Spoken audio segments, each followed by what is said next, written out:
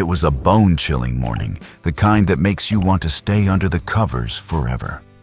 Huyen's home followed its usual quiet rhythm. Little Maya was still sleeping in.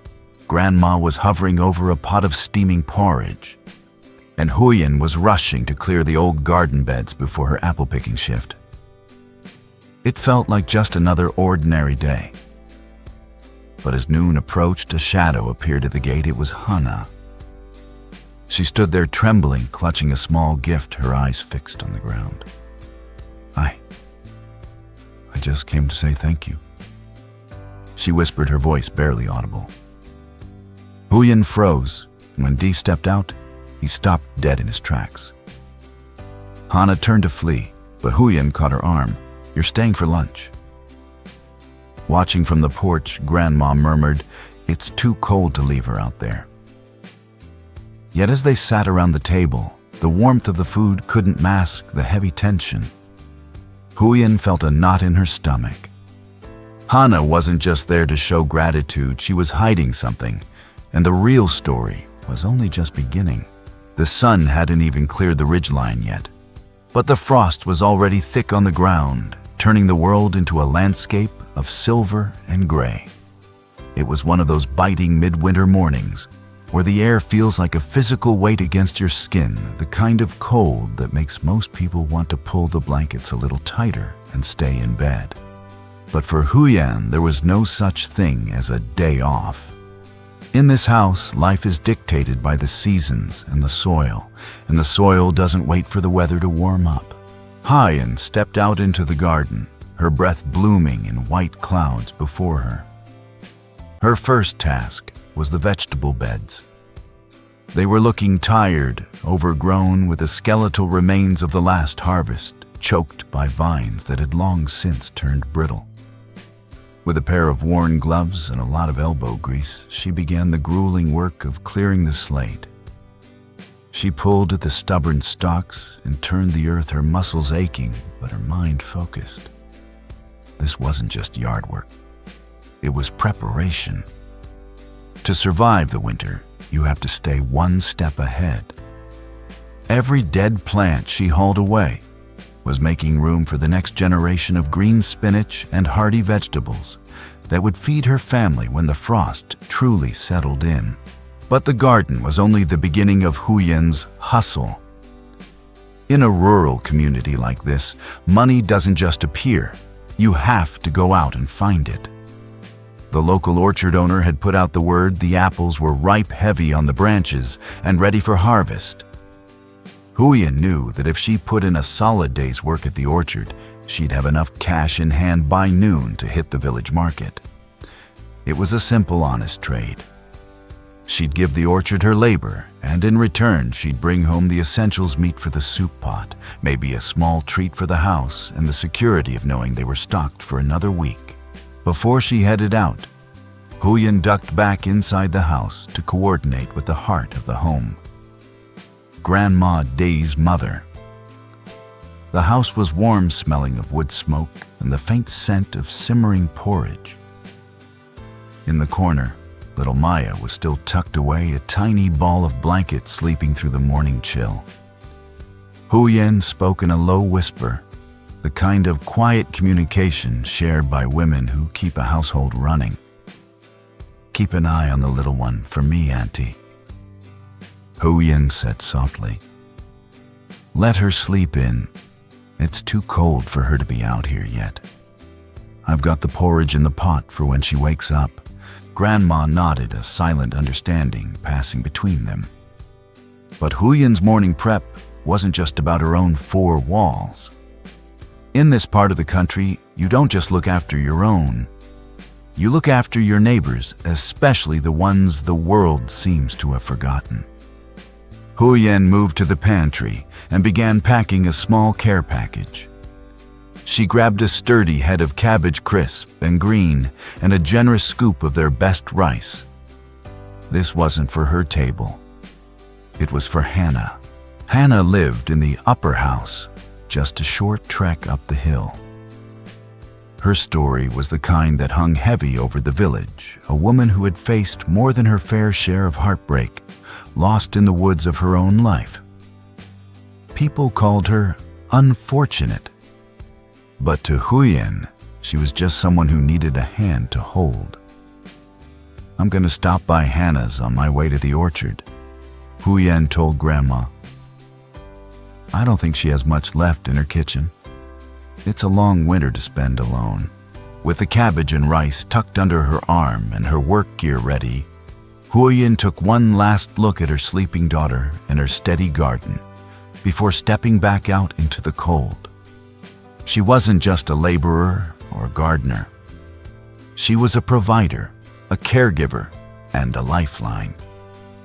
As she started the trek toward the upper house, the first rays of the sun finally hit the valley.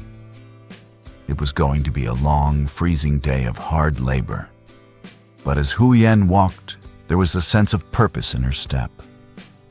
In a world that can often feel cold and indifferent, she was determined to be the warmth. But as the two women spoke, the layers began to peel back, revealing a story that was as heartbreaking as it was infuriating. You see, Hana wasn't always this fragile. There was a time when she was the ultimate powerhouse, the kind of woman who defined the word devotion. While her husband moved to the city to chase a better life and study for a trade, Hana stayed behind, pulling double duty. She took on every grueling job the village had to offer, working from before sunrise until long after the moon had taken its place in the sky. Every cent she earned, every single penny, was sent straight to the city. She lived on next to nothing, wearing threadbare clothes and skipping meals all so her husband could have the books, the tuition, and the lifestyle he needed to succeed. She wasn't just a wife. She was his benefactor, his silent partner, and his greatest cheerleader. She believed in the American dream version of their life, that if she sacrificed everything now, but they would both reap the rewards later. But the city has a way of changing people, or perhaps it just reveals who they truly were all along. When Hana finally made the trip to the city to visit the man she had spent years supporting, she didn't find the grateful husband she expected. Instead, she found a man who had moved on. He hadn't just found a new life, he had found a new woman. The person Hana had literally built from the ground up had decided that she no longer fit into his new polished world. It was a betrayal of the highest order, a slap in the face to every drop of sweat she had shed on his behalf. The shock was total. It wasn't just that her marriage was over. It was that her entire reality had been a lie. Distraught and untethered, Hana tried to find her way back, but her mind was in a fog of grief. She wandered away from the familiar paths, stumbling into the dense, unforgiving forest. For days she was lost in the woods, not just physically, but mentally. She walked until her shoes wore through, until her legs gave out, and until the cold finally began to shut her body down. By the time day found her, she was unconscious, curled up on the forest floor, a heartbeat away from being claimed by the elements. Day didn't just save her life that day. He brought her back to a family that knew how to heal broken things. Since then, Huyen and her family have stepped in to fill the void left by that betrayal. But what makes their help so special, and what would truly resonate with any viewer watching this, is that it's not just about the stuff. Sure, Huyen makes sure there's a head of cabbage on Hana's table and enough rice in her pantry to get through the week. She makes sure Hana has warm clothes for the winter.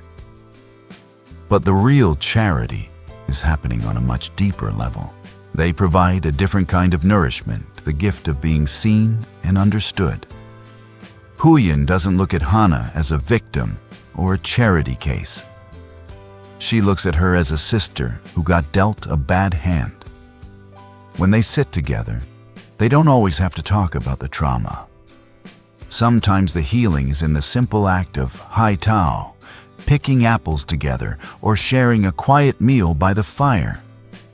They are giving Hana a safe space to breathe, to grieve, and eventually to rebuild her sense of self-worth in a world that often measures a person's value by what they can produce or how much they have. Huyen's family is teaching Hana a different lesson, that she is worthy of love and care simply because she exists. They are proving that while one man's betrayal nearly broke her, the collective kindness of a few nobodies in a small village is more than enough to put her back together. It's a powerful reminder that while we can't always protect people from the cruelty of the world, we can absolutely be the place they go to recover from it. Rice might fill the stomach, but it's this kind of radical empathy that actually saves a soul. While Huyen was out in the orchards braving the biting wind to secure their next paycheck, the rhythm of the house fell into the capable, steady hands of Grandma. In a home like this, the chores don't stop just because the temperature drops. They simply move closer to the hearth. The morning started in the kitchen, the true heart of the home. Before Maya's eyes had even fluttered open, Grandma was already hovering over the stove. She wasn't just cooking. She was crafting a bit of edible comfort. She whipped up a pot of egg porridge, creamy, steaming, and rich, the kind of meal that feels like a hug from the inside out. As the scent wafted through the house, Maya finally emerged from her cocoon of blankets, her hair tousled, and her eyes still heavy with sleep. But as they sat together, the warmth of the porridge couldn't quite hide the shadow on Maya's face. It's a universal truth that kids can be unintentionally cruel, and Maya had been carrying a heavy weight back from the schoolyard. With a quiet voice, she confessed to Grandma that some of the other children had been teasing her, calling her poor because of her worn clothes and the simple life they led. Grandma paused, her spoon resting against the side of the bowl. She didn't dismiss the girl's feelings with a platitude. Instead, she leaned in, offering the kind of wisdom that only comes from a lifetime of weathering storms. "Listen to me, little one," she said softly, her eyes locking onto Maya's. "Wealth isn't something you can see in the brand of a jacket or the coins in a pocket. True wealth is having a mother who works until her fingers are numb to provide for you. It's having a home where you are loved. Those kids, they just haven't learned what real value looks like yet. You go to school, you study hard, and you carry your head high. You are rich in all the ways that actually matter." It was a classic homestead life lesson, the kind that viewers love, because it strips away the noise of modern consumerism and returns to core human values. To shake off the morning blues, Grandma decided it was time for a mission. The garden was calling. Despite the chill, the tomato plants were drooping under the weight of a late-season harvest, and they couldn't afford to let a single one go to waste. "Come on," Grandma encouraged. "Let's go see what Huyen's hard work has produced."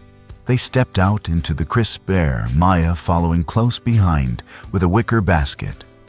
The garden was a sea of faded green, but tucked under the leaves were the jewels, deep ruby-red tomatoes, plump and shining with morning dew. Grandma taught Maya how to spot the best ones and the ones that were perfectly ripe and ready for the market. "We have to be quick," Grandma whispered with a playful wink, "or the field mice will have a feast before we do. They know a good harvest when they see one." They moved through the rows like a seasoned team. For Maya, it wasn't work anymore. It was a treasure hunt. Every large, perfect tomato she found was a victory, a tangible piece of evidence that her family's labor was fruitful. By the time they reached the end of the patch, the basket was heavy, and Maya's cheeks were flushed pink from the cold and the excitement. But as the wind picked up, Grandma's protective instincts kicked back in. She wasn't about to let her granddaughter catch a cold on her watch. As soon as they stepped back across the threshold of the house, Grandma reached for a thick knitted hat. Hat on ears tucked. Grandma insisted, pulling the wool down over Maya's forehead. "We can't have you getting sick before the big family dinner." With Maya bundled up and safe, Grandma turned her attention to the next phase of the day lunch. The house began to fill with the savory aroma of browning meat and fresh vegetables. There's a certain kind of magic in the preparation of a meal, when you know the people you love are out in the cold, working themselves to the bone. Every chop of the knife and every stir of the pot was an act of service, a way of saying, "Welcome home," before Huyen and Deven walked through the door. As the sun climbed toward its peak, casting a pale wintry light across the kitchen floor, the house felt complete. Outside, the world was harsh and unforgiving, but inside, Grandma had created a sanctuary. She had fed Maya's belly, healed her heart, and prepared a feast to refuel the providers of the family. It was a perfect snapshot of the quiet, unseen labor that keeps a family standing, proving once again that while the world might see them as poor, they were living a life of absolute abundance. By the time the sun reached its midpoint in the sky, Huyen was finally making her way back down the dirt path toward home. Her hands were stiff from the cold, and her back ached from the heavy baskets of apples. But the thought of the warm kitchen and Maya's smile kept her moving. She expected a quiet house, perhaps the smell of Grandma's cooking. But as she rounded the corner to the front gate, she saw a figure waiting there that stopped her in her tracks. It was Hana. She looked different than she had in the stories, less like a ghost and more like a woman trying to find her footing. She was clutching a small bundle, her knuckles white from the grip. Before Huyen could even get a hello out, Hana stepped forward, her voice trembling but determined. "I couldn't just keep taking from you," she said, holding out the package.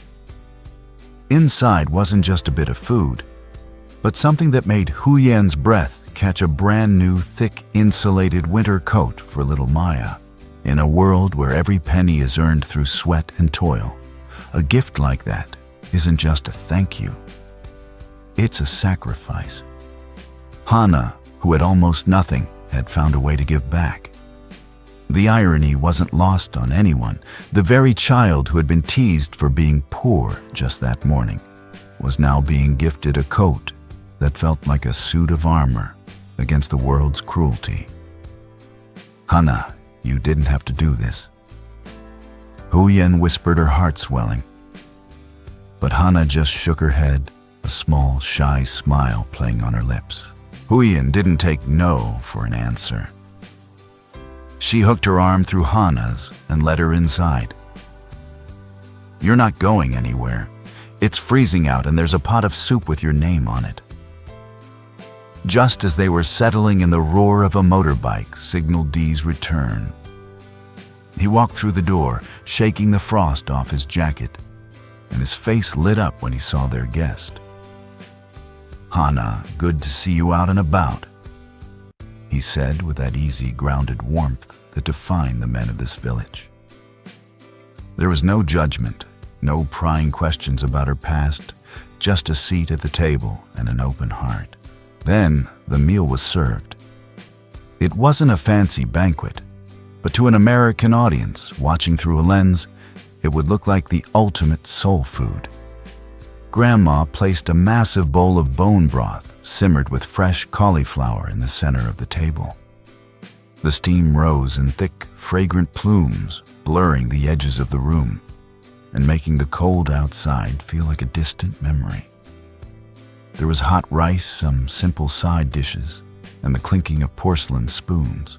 For a few minutes, the only sound was the wind rattling the shutters and the quiet hum of a family eating together. But as Hana looked around the table at Maya, giggling in her new coat, at Grandma's steady presence, and at the way Huyen and Dee looked after one another, she stopped eating. A single tear escaped, followed by another. For Hana, this wasn't just lunch. It was a revelation. For years, she had been a woman on the outside looking in. She had been a wife who sacrificed everything only to be discarded like yesterday's trash. She had been a wanderer in the dark. But here in this humble kitchen, she was being treated like she belonged. She wasn't a charity case. She was a guest. She was a friend. She was home. I forgot what it felt like. Hana said, her voice thick with emotion. To just sit at a table. To feel like someone is waiting for you. Huyen reached across the table, her hand covering Hana's. She knew that feeling. She remembered the days when she didn't know how they'd make it through the next month, the days when the weight of providing felt like it might crush her. Hana, listen to me, Huyen said, her voice firm, but infinitely kind. Look at where I am now. It wasn't always this stable. I've had my share of nights where I didn't think the sun would come up. But it does. You just have to keep moving, one foot in front of the other. You're stronger than you think, and you don't have to carry the heavy stuff by yourself anymore. We're here. Grandma nodded in agreement, serving Hana another helping of soup. Life is like the seasons, dear. The winter is hard, and it feels like it'll never end. But the spring is coming. You just have to stay warm until it gets here. As the meal wound down, the atmosphere in the house had shifted. The tension of the morning, the hurt from the schoolyard, and the trauma of betrayal had all been diluted by the simple power of a shared meal and a little bit of empathy. Hana didn't just leave with an empty bowl. She left with a spark of something she hadn't felt in a long time: hope. Outside, the air was still cold enough to crack a stone, as the locals say. But inside Huyen's house for one afternoon, the world was perfectly, beautifully warm. The pre-dawn air was sharp enough to bite the kind of cold that settles deep into your marrow, before the sun even thinks about showing its face. A thick, milky fog had swallowed the vegetable garden whole, turning the rows of greens into ghostly shapes. For Jay, the day didn't start when the light hit. It started when the chores called. He was already out there, the gravel crunching under his boots, carrying a heavy pail of steaming water toward the coop. In the world of small-scale farming, water isn't just a drink, it's a lifeline. When the mercury drops, a cold bird is a dead bird, and Jay knew it. He moved with the rhythmic efficiency of a man who had done this 1,000 times, swapping out the frozen troughs for the warm ones and mixing a fresh mash of bran and hand-chopped greens. The steam rose from the feeders, swirling into the mist, a small pocket of warmth against the biting gray morning. Huyen appeared a few moments later, bundled tight in her favorite pink quilted jacket, her breath blooming in front of her like tiny clouds. She carried a basket of kitchen scraps and wilted greens they'd set aside the night before. She didn't say much, the morning was too quiet for chatter. But she moved in sync with him, scattering the greens in small, manageable piles so the birds wouldn't crowd or fight. It was a silent choreography, the dance of two people trying to build something out of the dirt. They were still reeling from the moment by the fence line. That loose wire had been a warning, a reminder of how fragile their startup really was. And that paper in Ja's pocket, the rough sketches for the new house, felt heavier than ever. It was a beautiful dream, but standing here in the freezing mud, the gap between their current reality and that blueprint felt like a canyon. Ja's mother was already there watching them from the edge of the garden. She didn't need a heavy coat. She seemed forged from the landscape itself, weathered and resilient. She stood with her arms crossed, her eyes tracking the movement of the flock with a hawk-like intensity. "You've got to watch their intake, Jay," she said, her voice cutting through the fog, low and steady. It wasn't a suggestion. It was an inheritance of wisdom.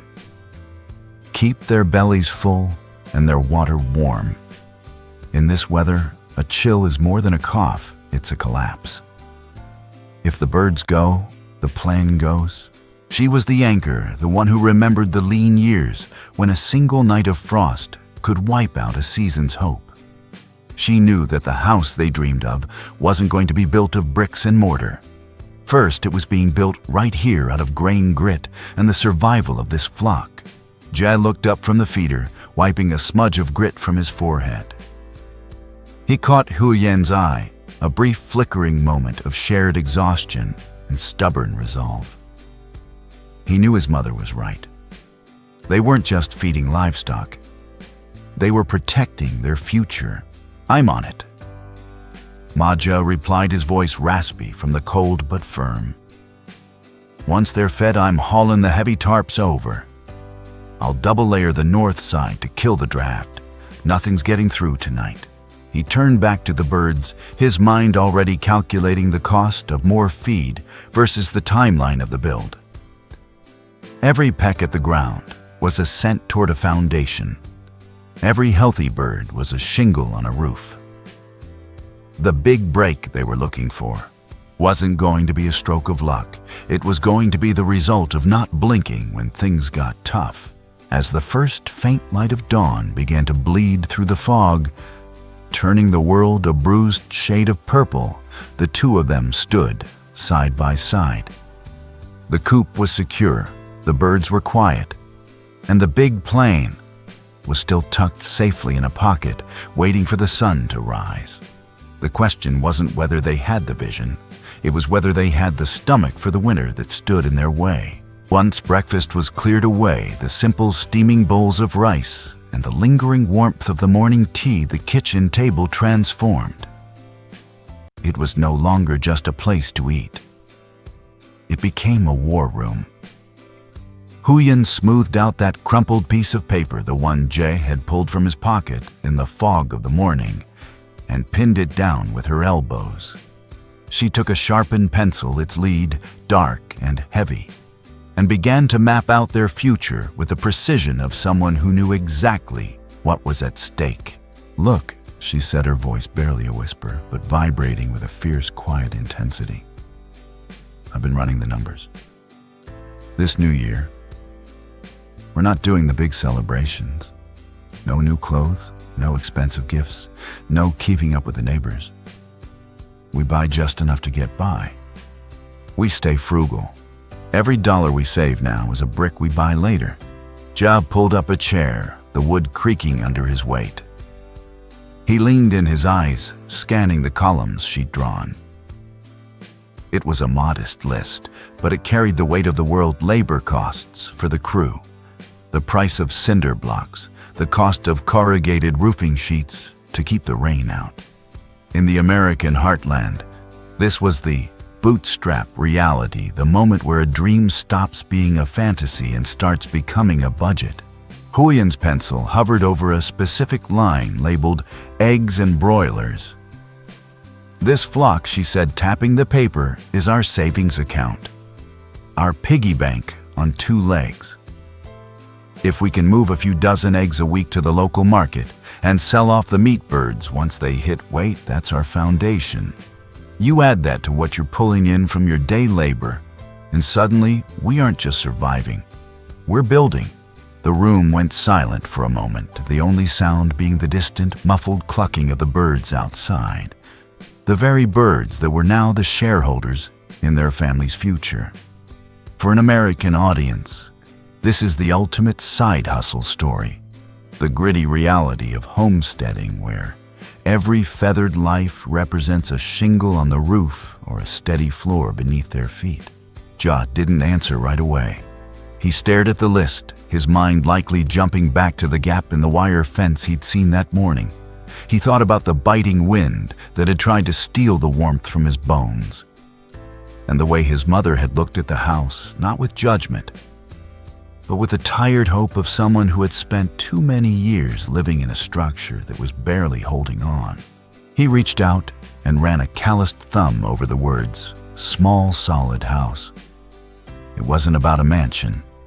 It wasn't about status. It was about the one thing every person craves: a place where the walls don't shake when the storm rolls in. "I was thinking the same thing," Joe finally said, his voice thick with a mixture of exhaustion and pride. He looked up, meeting Huyen's eyes. "It's time. Mom shouldn't have to worry about a leaking roof every time the clouds turn gray.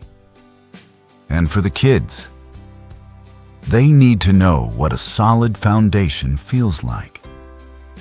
Not just the house, but the family inside it." There was a heavy sense of resolve in the air. They were choosing the hard path, the path of sacrifice, of counting every cent, and skipping the holiday cheer to ensure a lifetime of security. It was the American dream, stripped down to its barest, most honest form, working with your hands, planning with your heart, and risking everything on a flock of chickens and a pencil-drawn map. Huyen nodded, a small, determined smile tugging at the corner of her mouth. She folded the paper back up, but she didn't put it in a drawer. She handed it back to Jay. "Keep it with you," she said. "Whenever you're tired, whenever the work feels too much, look at it. Remind yourself what we're building for." They knew the road ahead wouldn't be easy. There would be more broken fences, more cold mornings, and more moments where the money felt too tight. But as the sun finally broke through the morning fog outside, lighting up the vegetable garden in gold, it felt like for the first time in a long time, they weren't just running away from poverty. They were building a fortress against it. By high noon, the sun had finally won its battle with the fog, stripping away the ghostly white layers to reveal the raw, honest truth of the land. The biting chill of the morning had mellowed into a crisp, bright clarity, the kind of light that doesn't let you hide from your reality. Joe and Huyen stepped out into the backyard, leaving the cramped safety of the kitchen for the wide-open potential of their own dirt. They weren't just going for a walk. They were surveying. In this part of the country, you don't just build wherever it looks pretty. You build where the land tells you to. They headed for the high ground, a naturally elevated corner of the lot, where the soil stayed firm even when the tropical rains tried to turn the rest of the yard into a swamp. Drainage was everything. In their world, a beautiful house on soft mud was just a slow-motion disaster. Ja carried a bundle of sharpened bamboo stakes and a heavy wooden mallet. He moved with a new sense of purpose, his eyes narrowed as he paced out the dimensions. This wasn't a corporate construction site with laser levels and blueprints.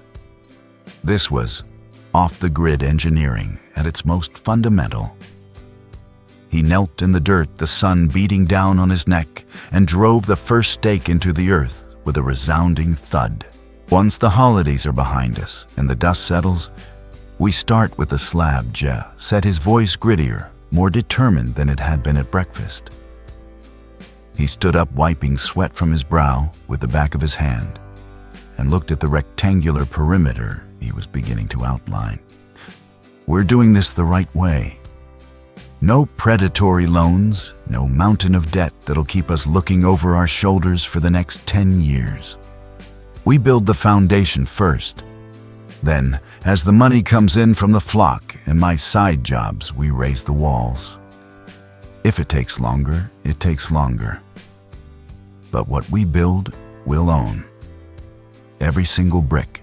It was the ultimate pay-as-you-go philosophy, a mindset that resonates deep in the heart of anyone who has ever had to pull themselves up by their own bootstraps.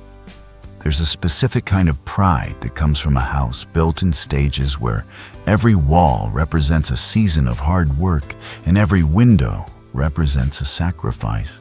Huyen stood at the corner of what would one day be their living room, her boots sinking slightly into the sun-warmed earth.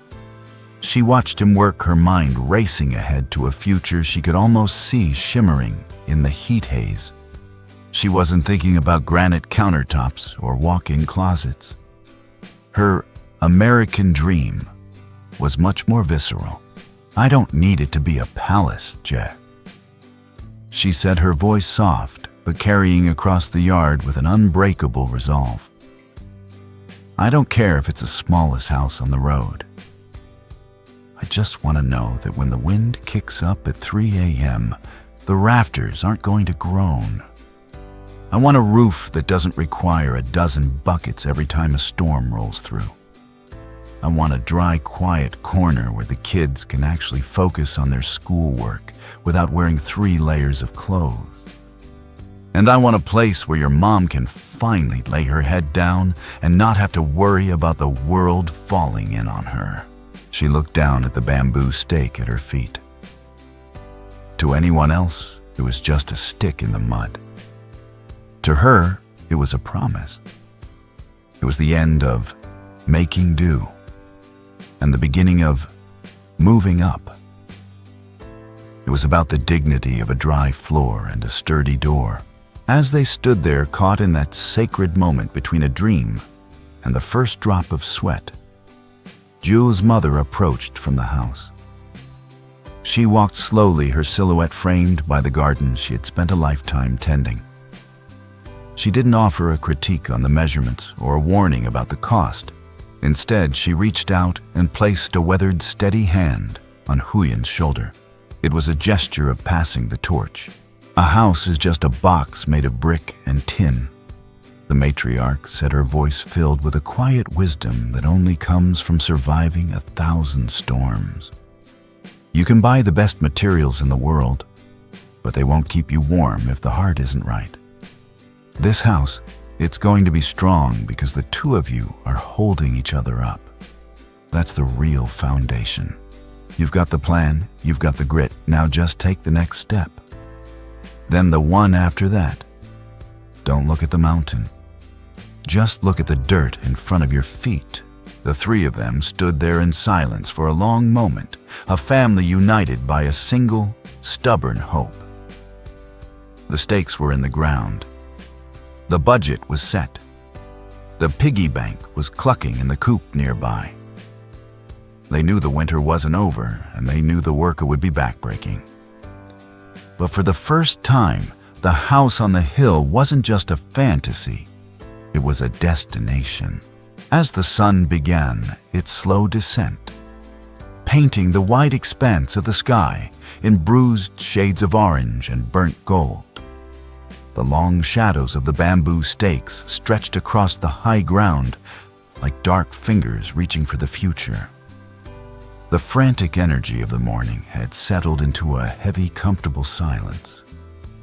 The air had turned crisp again, carrying the faint, sweet scent of dry grass and the promise of a cold night ahead.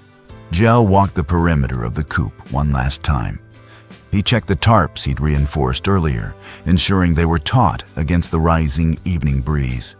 He reached for the heavy iron padlock, a small piece of hardware that felt immensely significant now. As the lock clicked shut with a solid metallic snap, it wasn't just about keeping predators out. It was about securing the family's treasury. Those birds were no longer just livestock. They were the down payment on a dream. He stood there for a moment, hand lingering on the wire mesh, looking at the flock settling in for the night. In the fading light, they were the quiet engines of their upward mobility. A few yards away, Huyen stood by the old wooden table, the last of the light catching the stray wisps of hair that had escaped her ponytail. She carefully closed the notebook, the one filled with scribbled margins, crossed-out figures, and the carefully calculated cost of every bag of cement and every sheet of tin. She didn't just toss it aside. She tucked it into her bag with a sense of reverence, as if she were handling a sacred text. This was their roadmap, their manifesto. It was the proof that they weren't just wishing for a better life, they were engineering it. There was no grand celebration, no sweeping music, no dramatic speeches. That's not how real change happens. Real change is quiet. It's the sound of a notebook closing and a coupe being locked. From the small kitchen shack, a thin, steady plume of wood smoke began to spiral upward, cutting a gray line against the darkening horizon. It wasn't the thick, heavy smoke of a clearing fire. It was the gentle domestic signal of a hearth being lit. It smelled of cedar and home. A scent that had anchored this family to this patch of earth for generations. Huyen looked over at Jay, and in the twilight, they didn't need words. The house wasn't built yet. The ground was still just dirt, and the markers were just sticks. But the home was already standing. It lived in the way they moved in sync, the way they looked at the land, not for what it lacked, but for what it could become. To an outsider, it might have looked like a humble scene, a young couple on a small plot of land, betting their entire future on a flock of chickens and a handful of stakes in the mud. But to them, it was the most solid thing they had ever known. They had survived the doubt of the morning and the sweat of the afternoon, and now they were earned the peace of the evening. The after the New Year deadline no longer felt like a looming shadow. It felt like a finish line. They knew that when the holiday celebrations ended and the rest of the world went back to business as usual, they would be picking up hammers. They would be pouring concrete. They would be turning maybe into permanent. As the last sliver of the sun disappeared, leaving the world in a soft velvet indigo, the bamboo stakes remained silent sentinels, marking the spot where their old life ended and their new one began. They had the plan. They had the birds. And most importantly, they had the kind of unshakable unity that can weather any storm. The foundation was already laid not in stone, but in the quiet, steady heartbeat of a family that had finally decided to stop running and start building.